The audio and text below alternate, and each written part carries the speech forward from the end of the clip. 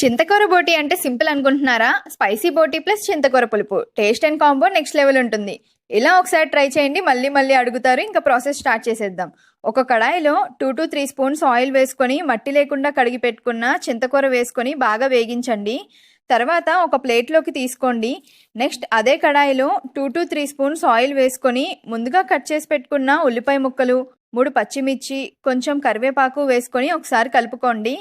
Next ముందుగా clean చేసి పెట్టుకున్న బోటీని వేసుకోండి. వాటర్ లేకుండా దానిలోనే కొంచెం ఉప్పు, తగినంత కారం, కొంచెం పసుపు వేసి బాగా కలుపుకోండి. అంతే, ఒక 15 నిమిషాలు మూత పెట్టేయండి.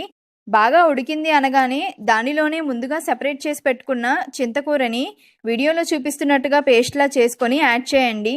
ఒకసారి కలుపుకొని దానిలో కొన్ని వాటర్ వేసుకొని మూత పెట్టేయండి. ఒక 10 మినిట్స్ బాగా మగ్గనివ్వండి. అంతే, ఇలా చింతకూర బోటీ చేస్తే ప్లేట్ క్లీన్ గ్యారెంటీ. ఇలాంటి రెసిపీస్ కోసం లైక్ చేసి, షేర్ చేసి, సబ్స్క్రైబ్ చేయండి. Thank you for watching.